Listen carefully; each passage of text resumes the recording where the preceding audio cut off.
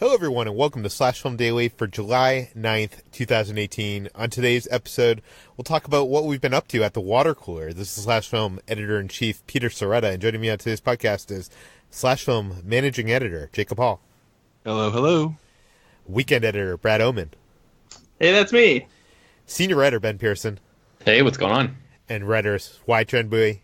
Hey, everyone. And Chris Evangelista. Hi. Okay, guys, it's been a week with the holiday and such, and in LA it's been a heat wave. I'm not sure if you've heard about this, but it's been upwards of 120 degrees, so it's been insane. But before we get to me and Ben, let's talk about Jacob. Jacob, what have you been up to? Because you weren't here last week, right? Yeah, I wasn't on the podcast, and I was off and on at work because I was battling the cold from hell. Hacking, coughing, puking, nausea, fever, you name it. It may have even been the flu at one point, we're not sure. But it reduced me to a quivering mess. It had me essentially trying to do all my work in the mornings and saying to Peter and Ben, please run the site without me before collapsing in bed. So that was most of my last week, was me in and out of a codeine haze of trying to not wake myself up with coughing. And then that was most of my weekend as well. Highlight of my weekend was going to Home Depot and looking at light fixtures to install new light fixtures in my hallways, because the builder grade ones came with a new house are no good. So that was the highlight of it all. But that's how awful my last week was, Peter. I was in so much pain and I was hacking so much and wanted to die so often that looking at light fixtures is the most exciting thing I can tell you about right now. Wow, when adulting is the highlight of your week, that's a problem. I also did some adulting over the week. There is in my bedroom. By the way, guys, owning a house is not as glamorous as it is said to be. Not that I own a house. I own a condo, and by that I mean I'm paying off a condo for the next 25 years of my life. But in my bedroom, I woke up one morning and I saw we have these fire sprinklers that are recessed into the ceiling. So there's this cap, and around that cap there was a brown stain. It looked like a water stain. So last week, my last week was spent trying to find a plumber who could come and cut open my ceiling and take a look at that. By the way, if you ever need, at least in California, you need a plumber to take a look at a fire sprinkler. They have to be super certified, and there's it's much harder to find someone who is certified in that because it's a more complicated process. And what happened is I paid a guy to come over, $150, cut a hole in my ceiling, and to tell me that there was no water up there, and they couldn't tell where the leak came from. So I spent $150, spent a lot of my week trying to find a plumber, and I know nothing, and I have a hole in my ceiling now. I go to sleep laying in bed looking at the hole. Yeah, and I have no idea what caused that stain, but they said to look out to see if it grows. I guess that is the next course of action. Anyways, I know that's not exciting to listen to, but it is adulting. I did find the wonders of this app called OfferUp. Have you any of you guys heard about this? No. No, but you were raving about to me on Slack the other day about how useful it was. Yes. I guess, by the way, I don't know anything about this, but I guess apparently Craigslist has become almost useless nowadays. I haven't been on there in years, but I guess they took out the personals, and there was a whole FBI raid on prostitution in other areas, not to Craigslist, but they shut down all that, and apparently just no one's using Craigslist because Craigslist never built a proper app. But there is this app called OfferUp, which I have been using. This is not a paid endorsement of any way. It is basically where you can list items you want to sell on this app, and it's to list them for people in your local area, your surrounding area. And I have a lot, like you, Jacob, I have a lot of board games, and I've been trying to do a cull of my board games because board games take up a lot of room. And there's some board games I just know I'm never going to play again, so I've been trying to, get rid of some of the board games that are taking up this valuable space. And for something like eBay, board games is not a good thing because you got to pay like $15 to $20 to ship these things. So not many people want to pay that much for a $15 game or whatever it's worth at that point, open and used. So anyways, I've listed a lot of board games on OfferUp, and over the last week I've had people, just show up to my house. I don't have to go to the post office. I don't have to, whatever, they just hand me cash. And, I don't know. I highly recommend it if you're looking to get rid of anything that's probably not easily, shippable. OfferUp has been great so far. I've had nothing, but good experiences, and actually one person contacted me and was interested in buying my whole lot of board games. So that was great. But yeah, anyways, I know this is probably not the most interesting water cooler segment of them all. HT, why don't you tell us what you've been up to? So on Friday, I was very excited to use my MoviePass to see Leave No Trace, which is the new Ben Foster movie. But I was rudely thwarted from my Friday movie night when my MoviePass app was not working.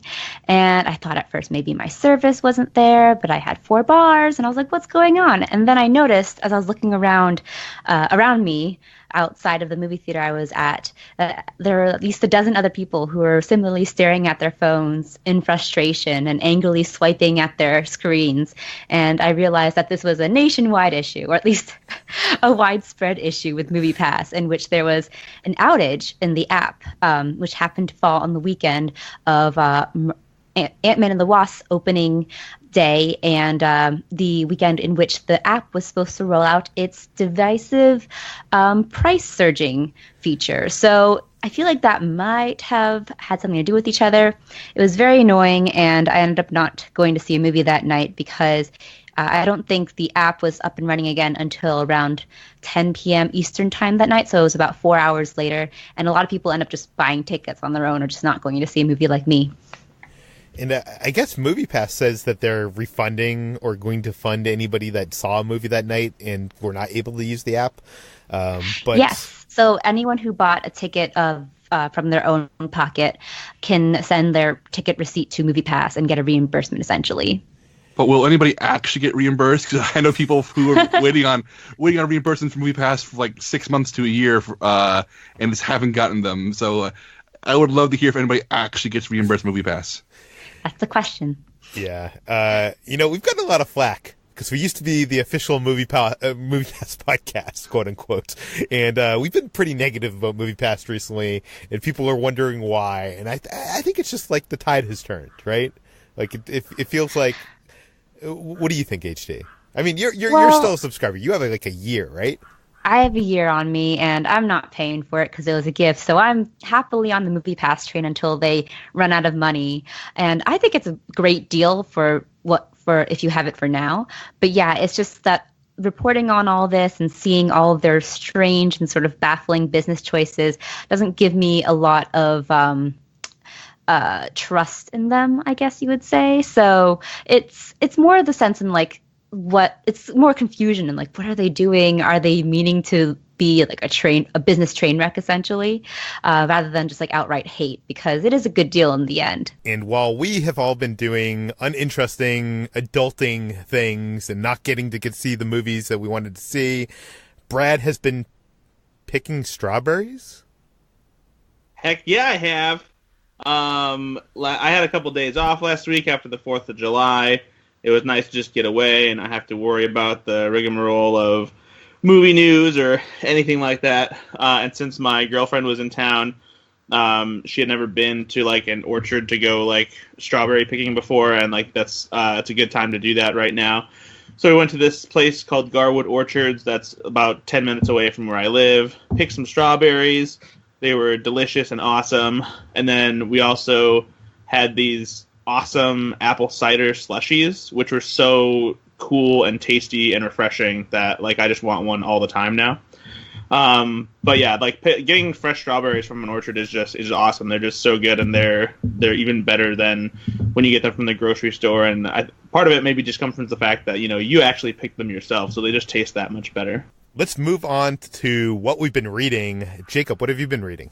I haven't been reading many books because of the whole being sick in bed thing, but I've been reading a lot of articles on my phone, and the one that I want to share with you is one that was shared on Twitter by Don Winslow, the writer of The Cartel and other excellent novels.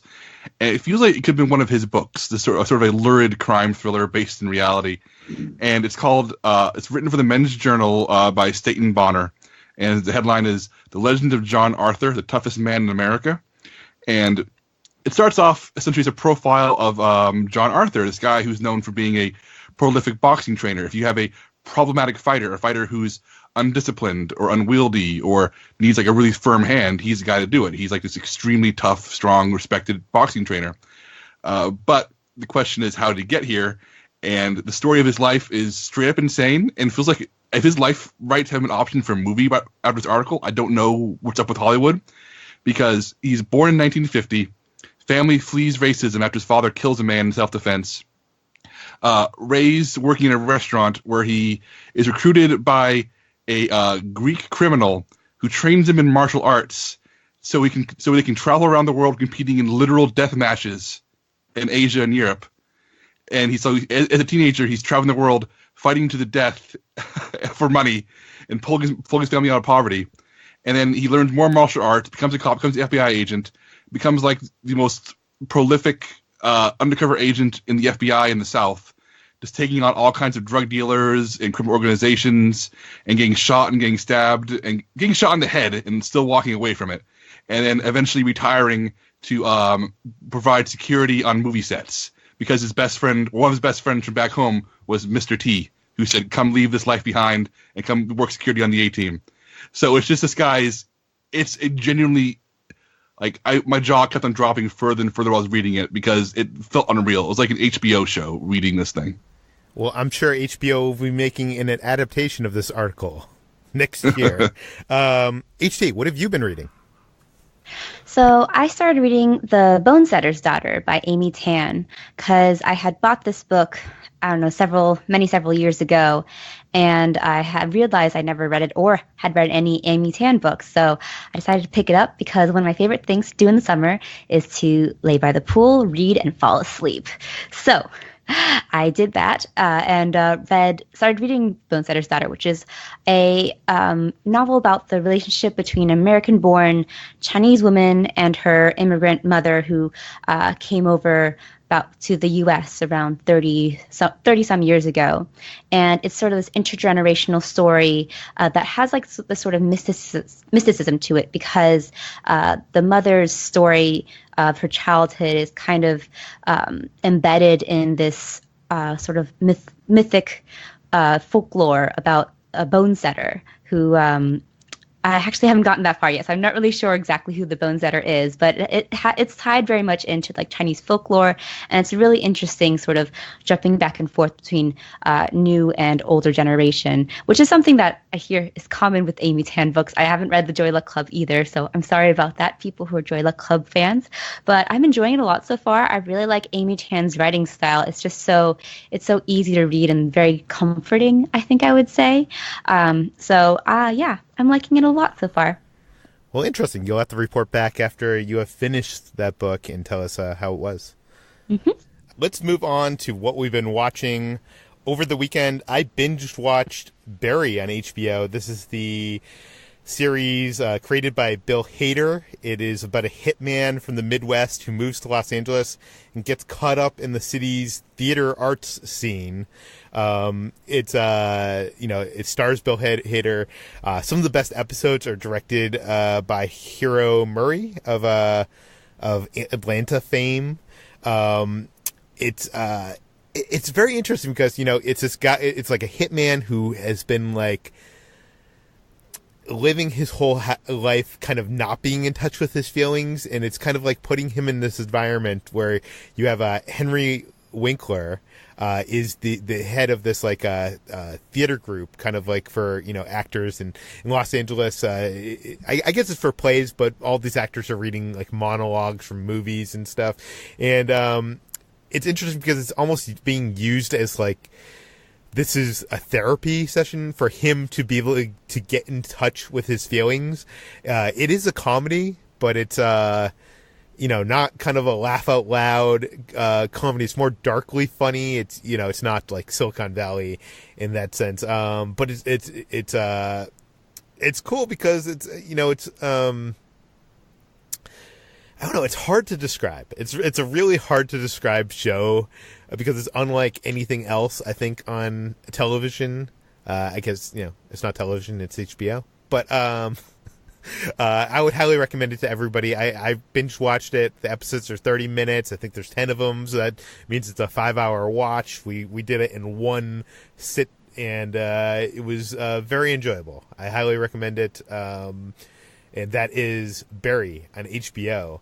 And I also, over the weekend, got to watch Sharp Objects. Sorry, on HBO, another HBO show. I've been doing a lot of HBO watching over the weekend. And Sharp Objects is a show written by what's her name, the author of Gone Girl. Gillian Flynn. Yes. I wish I had my notes in front of me here. I apologize. But it is great. Amy Adams is incredible. I mean, that's not like a revelation of any kind. I think we know that already, but this show is, evidence of them, further evidence of that. It's just, she just does such a great job this show just does such a great job of a sense of place in town and building this small town world. It's about a reporter who goes back to her hometown where two girls have gone missing, and she's kind of doing a piece on that against her will. She does not want to be back in her hometown. My only complaint about the show is it kind of does these like not flashbacks but flashes as she's like driving down the road and she'll see flashes of her self as a kid, but like really just milliseconds of flashes, and it's kind of distracting and annoying. Chris, I know that you watched more than just this episode. What did you think of Sharp Objects?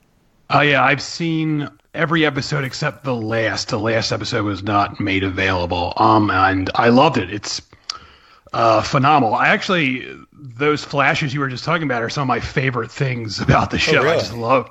Yeah, I don't know. It's just a really interesting visual quirk that the show has, where it's a way of, sort of giving you more background into Amy Adams's character without like just spelling it out, and you get more of those as the show progresses. But it's great. It's just a great dark Southern Gothic sort of show, and Amy Adams is, as usual, fantastic. This might be her best performance, and that's saying a lot because she's pretty much great in everything, but she's really good at this. Yeah, and it's really compelling. I'm going to be watching this, and I should also mention, I've had AMC Stubbs A-List for 2 weeks now. I've yet to see a movie, and this weekend, it wasn't without trying. I was going to see a movie at AMC Theaters, but as it turns out, guys, there is a flaw to this whole A-List program, and that is that you have to want to see a movie at an AMC theater. And by that,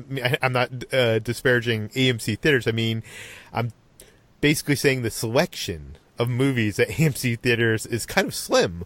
Within a 10-mile radius of my home, I was looking, and almost every AMC theater was showing AntMan, Jurassic World, Incredibles, all the big movies that I've already seen, but the movies I want to see were not playing at any of these AMC theaters.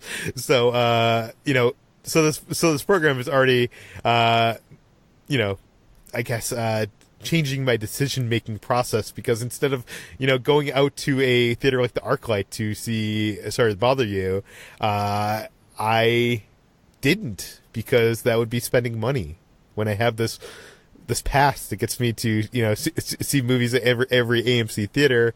I'm hoping that a movie like that will eventually come to AMC theaters under their indie program. Probably not. I'll probably end up paying money to see it.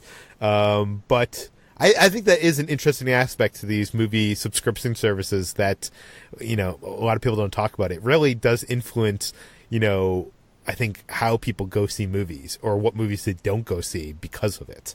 But let's move on to you, Jacob. Jacob, you saw a bunch of movies over the weekend. What did you see? Well, I finally managed to crawl out of the house late Saturday night to see AntMan the Wasp, and I really enjoyed it. I think that it is well calculated on Marvel's part to follow up the heaviness of Infinity War with such a light, friendly, nice movie. The kind of movie where the two villains, one of them's not even a villain, and the other one is so goofy and cartoonish he's barely a threat. It's just this really nice time of the movies. Like someone on Twitter compared it to Paddington 2 in a weird way, and that's a movie where everybody ultimately wants to be nice to each other and gets along, even in the conflict feels very, very limited in scope. And I don't want to say that's a bad thing. That's a really good thing. It's like you can have these movies in Marvel Universe where worlds are ending and people are dying. And you have Ant-Man the Wasp where it's essentially this charming Looney Tunes cartoon. And I had a really good time with it. I mean, it's not high-quality cinema, but Marvel never has been. It's been about executing these extremely entertaining popcorn movies full of characters that we love watching, and I really enjoyed it. And I also got around to finally watching Coco after putting it off for many, many months. And Coco was the first Pixar movie I skipped in theaters, I think, ever. Why? And I don't know. Nothing about it drew me. Nothing about it grabbed me. And I don't know if it was the marketing's fault or it was my fault. And it was just one of those cases where every time I thought about seeing it, I said, oh, I'll see it next week. I'll see it next week. I'll see it next week. I kept putting it off. And then it was gone. And my wife wanted to try out some animation for our 4K TV. So we went out and blind bought the 4K Blu-ray and we put it on. And Coco is really good. I feel really bad for skipping in theaters. It's a really charming, funny movie. And that third act, in true Pixar fashion, comes out of nowhere and just gut punches you. And I didn't up cry. I didn't do the up or inside out levels of crying during Coco, but I definitely got pretty dusty in my living room. I definitely get the tears rolling, and that's just a really good movie. And I like how its attention to detail on both its world building and its attempt to pay tribute to a culture that doesn't always get its due on the big screen. And finally, after editing Chris's review of Glow Season 2 and seeing all the praise for the show, I finally started watching Glow Season 1. And I'm about 8 episodes into the first season, and that's another really good show. I'd say it's like BoJack Horseman and a handful of other Netflix shows in that each episode actually feels like it's paced right. The season feels like it's the right length. I am always hesitant to try a new Netflix show because I don't know why. I'm assuming it's because people on Netflix may not have the discipline or experience of running a TV network, so they don't know how to tell a showrunner, hey, your pacing's off.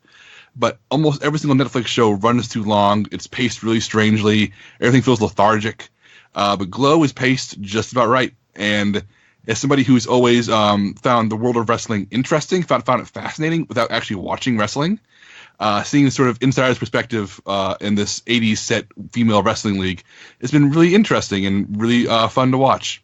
And I know that, Peter, you're also a Glow fan, right?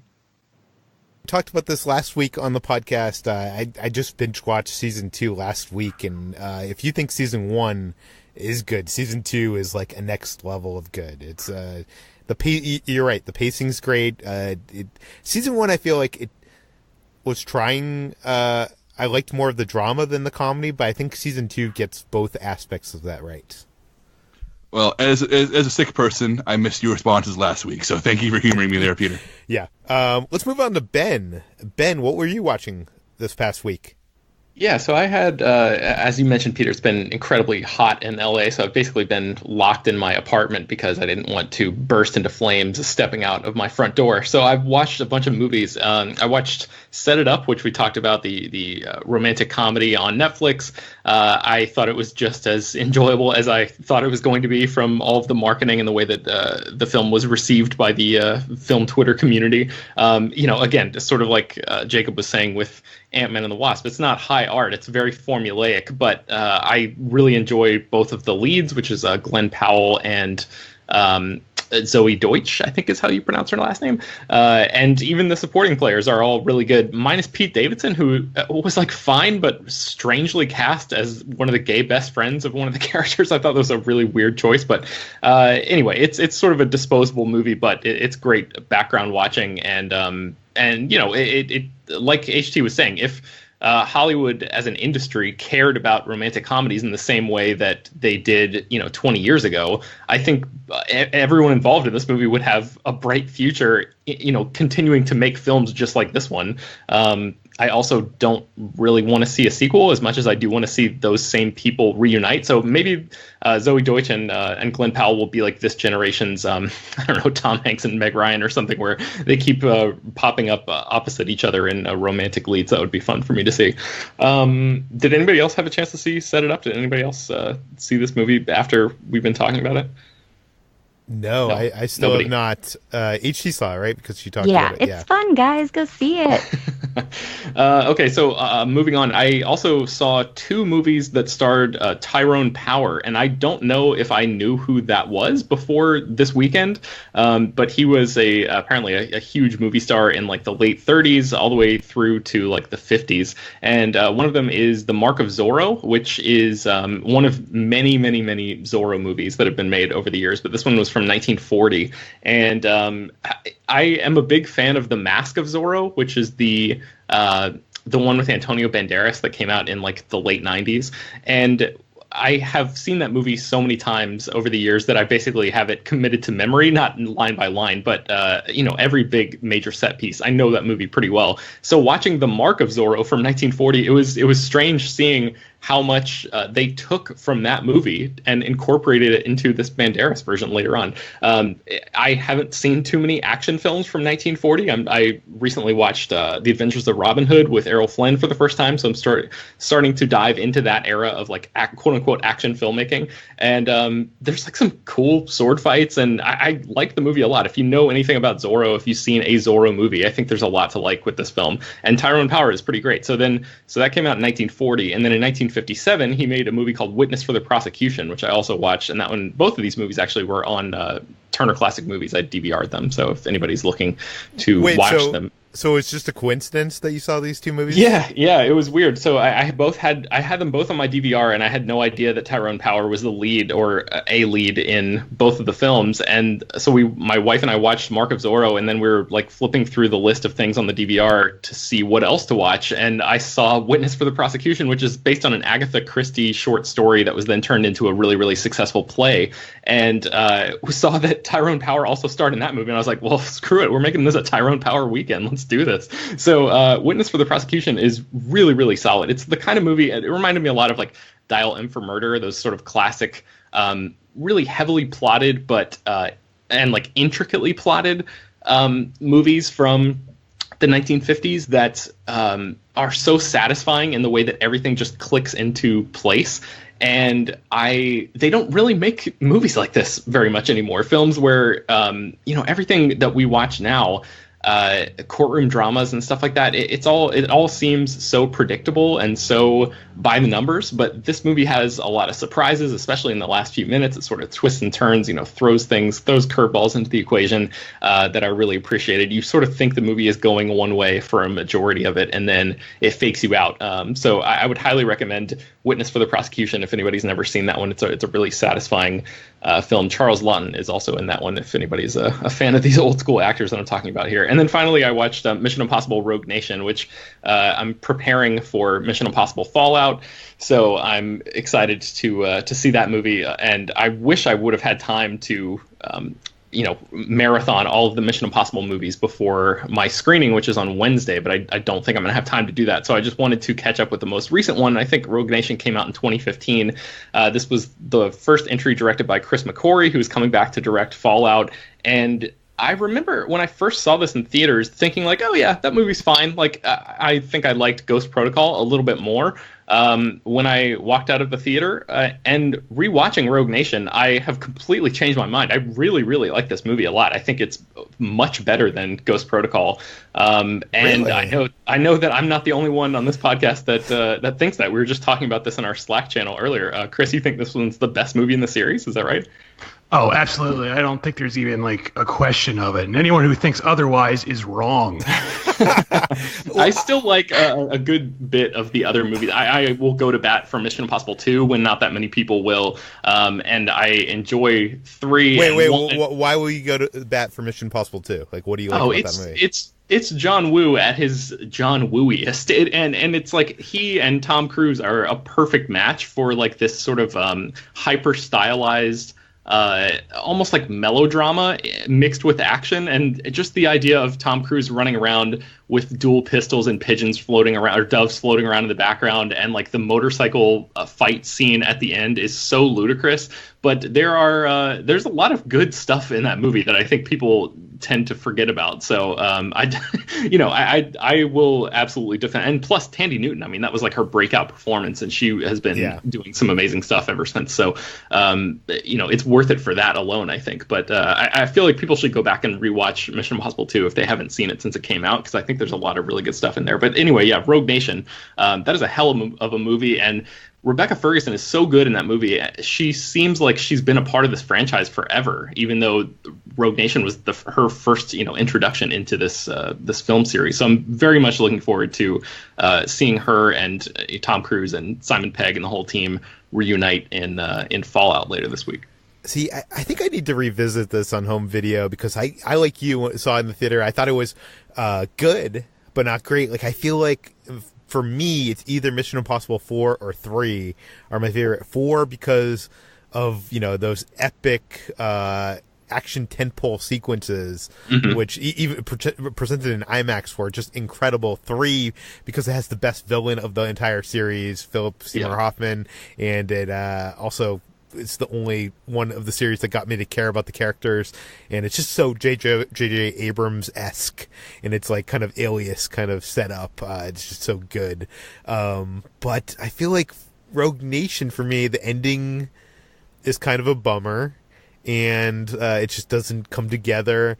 There's not like, I love the action sequence at the opera, but it isn't what I want from the series. I want, what ridiculous thing can Tom Cruise actually be doing the stunts for? And he did do the stunts for that sequence at the end of the film where he did the underwater thing. It was supposed to be shot and presented in one take, because he actually like held his breath for like something like 4 minutes or something to do that sequence, but it's presented with cuts, so it's not impressive at all, and it has like a lot of CG. It just doesn't look, I don't know. That's my feeling on it. I totally understand where you're coming from, but I really do think it benefits from a second watch at home, because I think the reason I really like Rogue Nation a lot is because it has, while Ghost Protocol has that really amazing Burj Khalifa sequence, it has a couple of those big action moments, but there's not that much to tie them together. And I think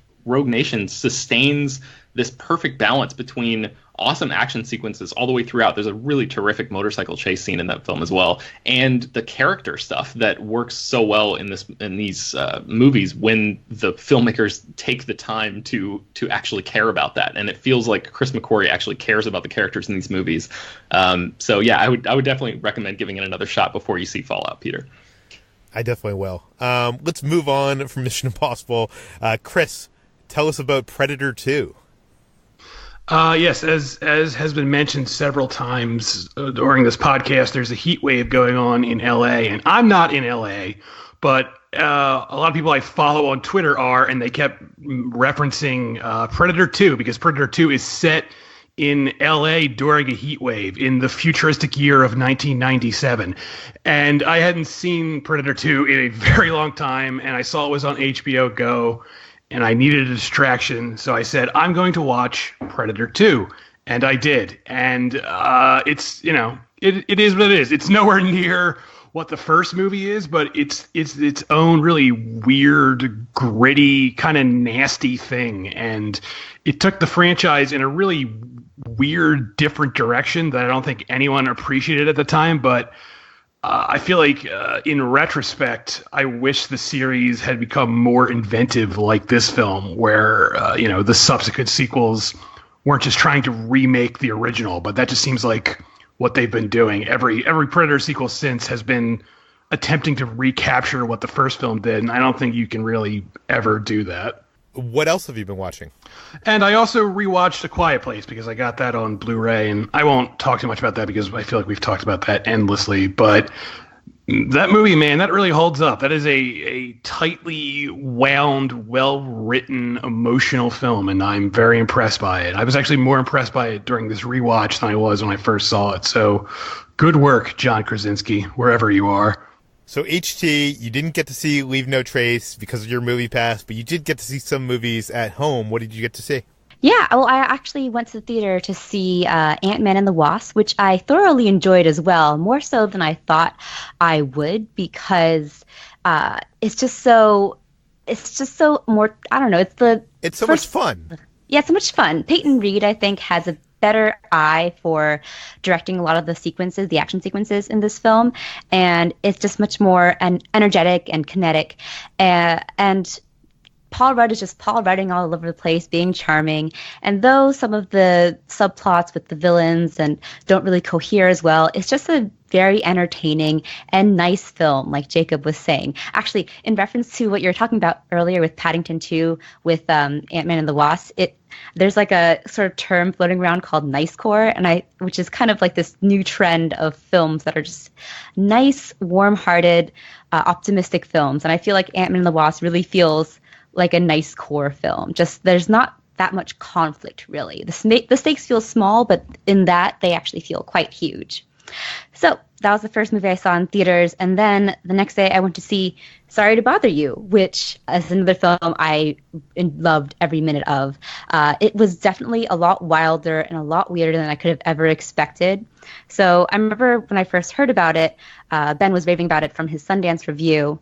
I thought it would be sort of like this, similar to Get Out, in that it was like social commentary and commentary about race in this sort of more fantastical sense. But there's a lot more magical realism in this film than I knew of, and it goes just bonkers in a sense. There's a twist at the end that I can't spoil, but it really sort of sets up this film for a really strange and gonzo third act that you will not anticipate when you go to the theaters. It's a great film, and I really liked it. And Boots Riley is a new director that I'm really excited to see the rest of his career from here on now. So other things that I watched this weekend was from home. I saw My Hero Academia, which is an anime that I've been hearing a lot of hype for recently, and I finally decided to pick it up because it's currently airing its third season on Crunchyroll.com, and it's really fun. It's sort of this superhero story that's set in this world where everyone, a large portion of people are born with superpowers, and the people who are born with powers are kind of elevated to this sort of higher status and often go to school to train their powers, and sort of like a twist off of X-Men, but there's none of the animosity towards people with heroes. In fact, there's more of a worship factor going on. And while there's a lot of comparisons to X-Men that you can draw, it's more sort of slapsticky and goofy, and just a lot of fun, really entertaining. I'm only 4 episodes in, but it's definitely a really great anime to dive into if you are a comic book fan, I think. It has the same sort of really fast, energetic style that you can see in Dragon Ball Z or Naruto, and it's very accessible, but it gets a little bit funky and kind of fun and kind of silly towards some parts, but I really enjoy it so far, and I highly recommend it. Next I saw watched a lot of stuff this weekend. I also watched Over the Garden Wall, which is something my friend has been recommending me for the past 4 years now, and I finally got around to watching it. And Over the Garden Wall is an animated mini-series from 2014 created by Patrick McHale that was based actually off a short film that he made. And it's a story about 2 brothers who get lost in this strange, fantastical world and end up running into all sorts of weird creatures and creepy circumstances. It also has a sort of dose of magical realism, and it has it's in the vein sort of a a lot of Miyazaki films. It has that sort of whimsy that you can see in Spirited Away, and I really enjoyed it. I thought at first it would just be a regular fairy tale series, but it's really good and really surreal and beautifully animated, even if the characters themselves are kind of in the modern Cartoon Network style of being a little blocky. Everything else is really gorgeously done, and I liked it a lot. So that was a random thing that I watched. And then I also finally saw Sharp Objects, which was, I also watched that this weekend, the first episode, and I really liked how gothic it was. It felt like something that was very inspired by the V.C. Andrews books, Flowers in the Attic, which is sort of a family melodrama with a twist of, I can't spoil it for you, but it has, it's very disturbing and slightly perverse sort of take on the Gothic novel. And Patricia Clarkson's character, specifically in Sharp Objects, feels like she stepped right out of an Emily Bronte book, because she's just swanning around in a nightgown the entire time and emotionally abusing Amy Adams' character.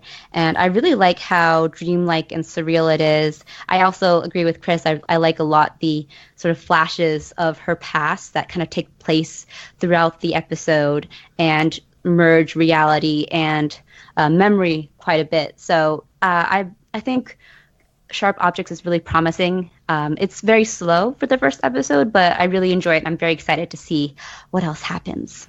Okay, let's move on to Brad. Brad, did you also see Ant-Man and the Wasp this weekend? I actually saw Ant-Man and the Wasp a while back, but we never got an opportunity to really talk about it because the embargo hadn't lifted yet on like reviews or something. And so when we talked about it, I don't think I was able to talk about it yet. Okay, so tell us about it. Yeah, I mean, it's I really enjoyed it quite a bit. It's definitely on par with the first film in that it's this self-contained superhero adventure, much like the first one, that doesn't really have a lot of connective tissue to the rest of the Marvel Cinematic Universe.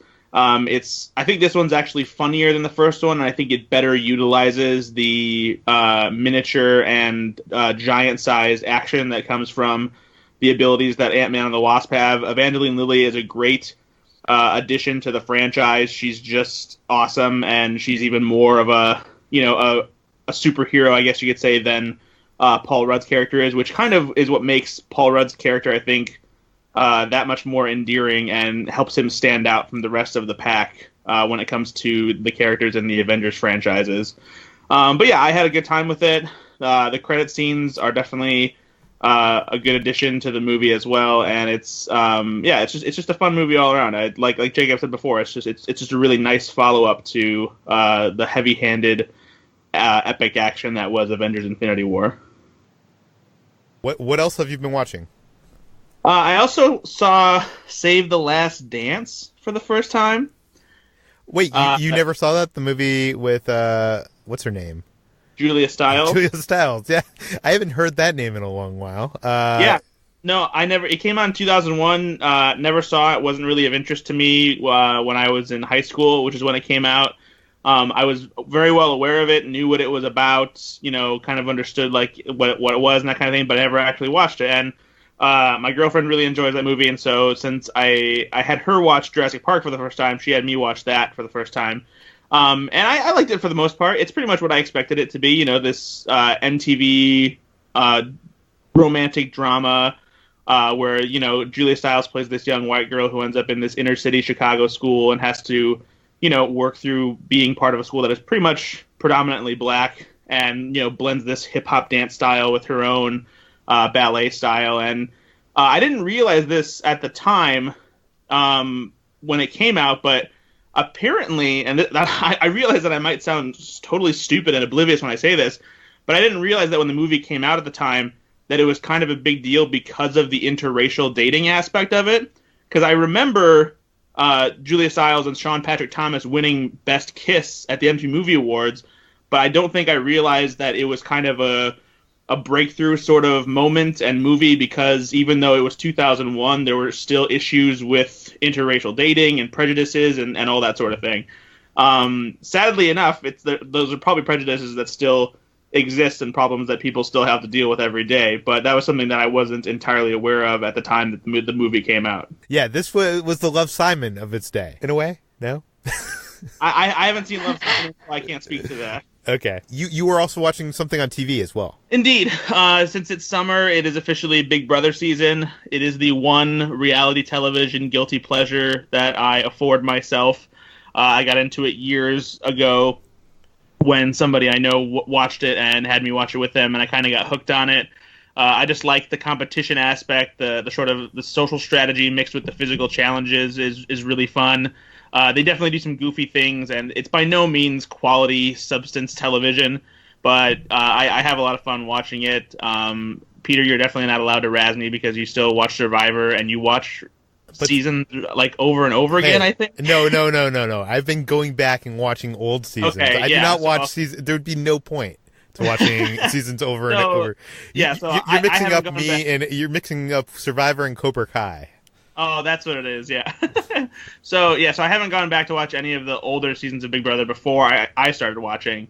But I've been enjoying it. They're just really digging into the game now, and there's obviously an array of weird, goofy, laughable personalities, douchebags, and all that kind of thing. So it's entertaining enough. Well, tell me this, because the interesting thing about Survivor is how the game has kind of evolved over the decades, and also in new seasons they will have, survivors from seasons past return to the island. So that's what I guess kind of got me interested in revisiting old seasons, because it's like, oh, who is Rob from Boston, or who is any of these people? In Big Brother, do they have older Big Brother season contestants come back? Yeah, they it's not often that they bring back old contestants to actually compete in the game. If they do, they're usually contestants who were within, at least from what I know now, are like within the past seasons that I've watched. Like, for example, last season, they brought back a player who was in the final two from the previous season, and he got to play the game again last season. And so every now and then they do that. They bring back old players for like commentary every now and then, or for certain, like, to host certain games and that kind of thing. But a lot like Survivor, too, the game also does change and evolve as seasons have gone on. They always introduce a new theme that introduces new powers, changes the game, really mixes up the basic rules of what Big Brother is, and makes the game even more challenging to play because it completely throws off any strategy that alliances and players might have in trying to get certain people out of the house. Yeah, I think that is the thing that's interesting about these game shows to me, is like how the producers are kind of playing the game by introducing, all these new rules to, change what or combat what might, the contestants might be doing in previous seasons. But let's move on, and this is going extremely long. So, Brad, please tell us briefly what you've been eating. Yeah, so I had a few new things that I picked up recently and tried out. One of the things that I got was so originally that giant Jurassic Dorito that I got was going to be part of this podcast thing that I was going to do, where myself and my co-host from my podcast, Go Fix Yourself, and another person were going to eat the giant Dorito. But I decided to hold off on that, and we decided to do something else that's still Jurassic World and Doritos themed, because I found out that there were these grilled steak flavored Doritos that you can only get in Canada. So I bought a bag on eBay and had it sent to me. And we just tried them yesterday, and they're actually blue themed, so they're blue corn tortilla chips, and then the seasoning is supposed to make them taste like grilled steak. And they don't really taste like grilled steak; they kind of taste almost like Doritos with steak seasoning. Kind of, but some of the flavor actually almost tastes like barbecue Fritos, but almost as if barbecue Fritos were like cooked on a grill. I guess it's very, very odd. But they weren't bad. Like we definitely munched on them more than just like trying a chip and then putting them away. So basically you were eating pieces of blue, the wrapper. Yeah, exactly. We actually joked about that because it does make it seem like they cooked Blue and turned her into these these corn chips that are flavored like steak. And then Trader Joe's has these crunchy cinnamon squares chocolate bars it's basically a chocolate bar with cinnamon toast crunch pieces inside of it, and they're really good. They're a little bit more cinnamony than I was anticipating, but it's still a really good mix of like that cereal flavor and the chocolate. That's it's a nice, like dessert snack kind of thing. And then have any of you guys seen Edgar Wright's A Fistful of Fingers? Yes. Okay. So I've seen clips of it. I haven't seen the whole movie. Oh, okay. So you might understand. In the movie, there is a part of it where the UK candy bar that is called a Milky Bar is featured. And I won't say how or why because Edgar Wright has said on Twitter that the movie is supposed to be coming out on Blu-ray and DVD sometime in the near future. So you'll be able to see that for yourself, and I would rather not spoil it. But because of that, I've always been interested in actually trying a Milky Bar. It's something that it's a UK candy bar. It's white chocolate. I've always just wanted to try one, and it really is just a white chocolate bar. Like in the same way that a Hershey's bar is a milk chocolate bar, a Milky Bar is just a white chocolate bar. But it was pretty good. I enjoyed it. I wish that America was a little bit more friendly to white chocolate because I do enjoy it whenever they have new candy bars with it. Very cool. And then the last thing was the 7-Eleven has these exclusive Jones sodas flavors that they get every now and then, and they just released a new one that is White Mystery Airheads flavored. And I actually learned just recently that apparently the White Mystery Airheads is named as such because it's actually just like the leftover batch of Airheads when they're making one batch and switching over to the other, it's like flavors that are mixed together from what they were making before, and they just make it white and call it mystery so that they can market it as like, ooh, what flavor is it? And it's because it's usually a mix of, two of the flavors that they make at the factory. Huh. And so the soda flavor is, you can't really figure out what the flavor is. It just tastes like a sugary soda, and like it doesn't have like, it's not a thick soda, but it feels like it is because of how sugary and sweet it is, and it was not very pleasing to my taste buds. Interesting. So what was the flavor? What do you think the flavor was? I honestly don't know, because like knowing how they actually create the real White Mystery Airheads, I'm not sure how they went about creating the Jones soda flavor for it. It was honestly just a generally sweet flavor.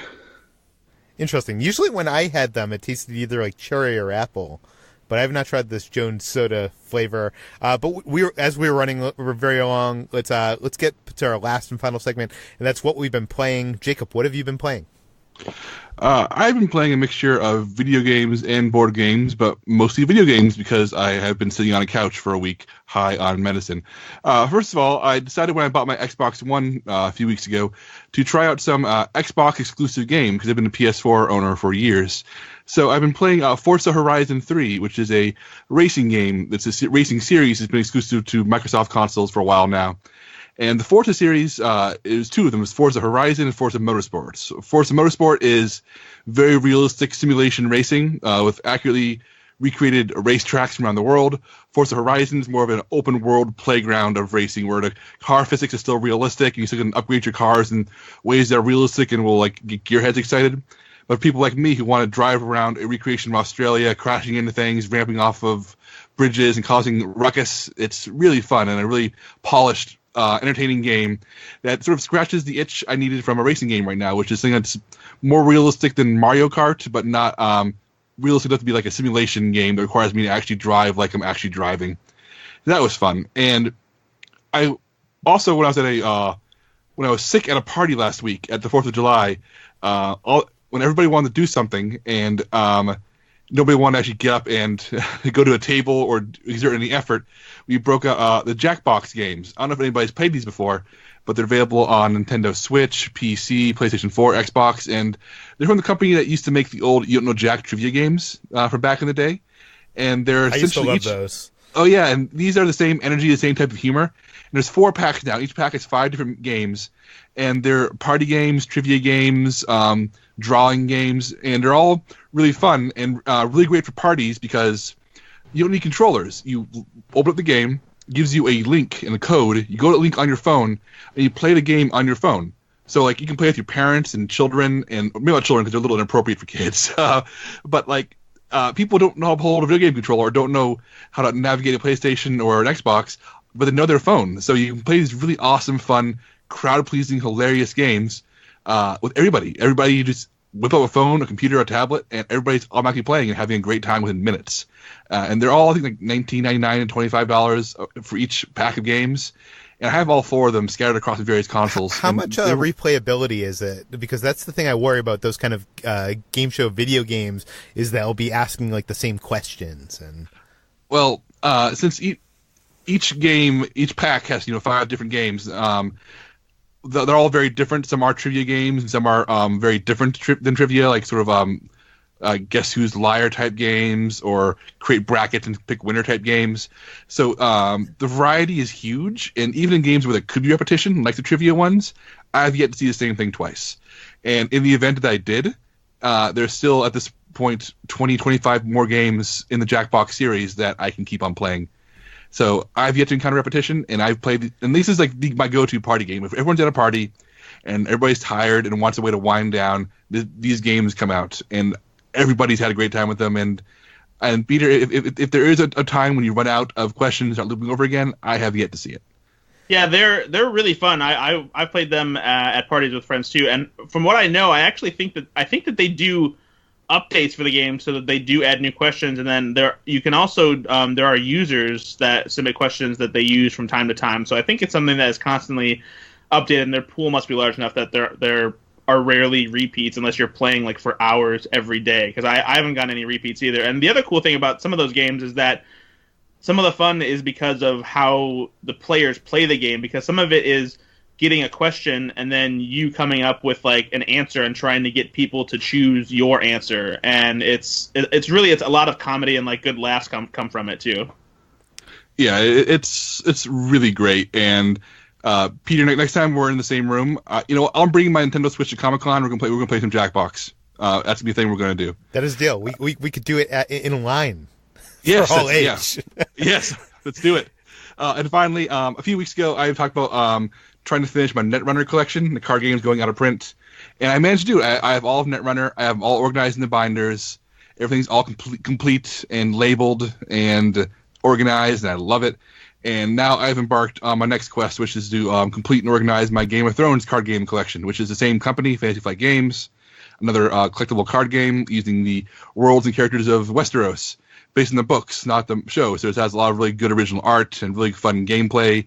And so that's my next job, is to binder up all my Game of Thrones cards. So next time you hear from me, I will probably have like 10 binders of Game of Thrones cards. See. Okay, let's talk lastly with Brad. What have you been playing?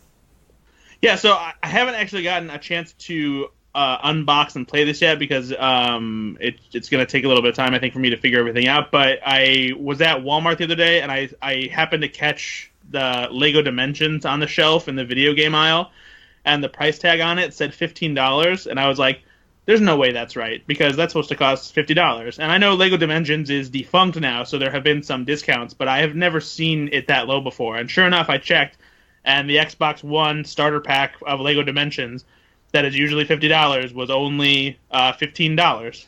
So I picked it up, and there were a bunch of expansion packs that were nearby that were only $6 each. So I picked up the Gremlins expansion pack, E.T., Ghostbusters, the one with Stay Puft Marshmallow Man, and also the new Ghostbusters reboot story pack that was also on sale. And so I bought stuff that should have cost like $125. I got it all for like $50 from Walmart. You can get a lot of those games like Disney Infinity and that for a high discount now. My girlfriend Kitra was playing that for some time, and I think that game didn't get as much buzz as it should have gotten. One of the only negatives to it, Brad, I think you'll see this, is that during the game you actually have to kind of move the figures on the game display very often. Like, it's not like Disney Infinity where you just put them there and then never touch them again for that game. And the cord for the display does not go that far from the TV. So if you have to be kind of close to the TV, which is kind of a pain. Kind of the NES mini problem as well. Interesting. Okay. Yeah. But I'm curious to see what you think of it. I love some of the kind of mashup stuff that the game does. It's a lot of fun. But this brings us to the end of today's Slash Film Daily. We've gone way overboard, so I'm not going to even do the goodbyes today. This podcast can be found on iTunes, Google Play, Overcast, Spotify, all the popular podcast apps. Please feel free to send us your questions, comments, concerns to peter@slashfilm.com. And please go rate and review this podcast on iTunes. Tell your friends, spread the word, and we'll see you tomorrow.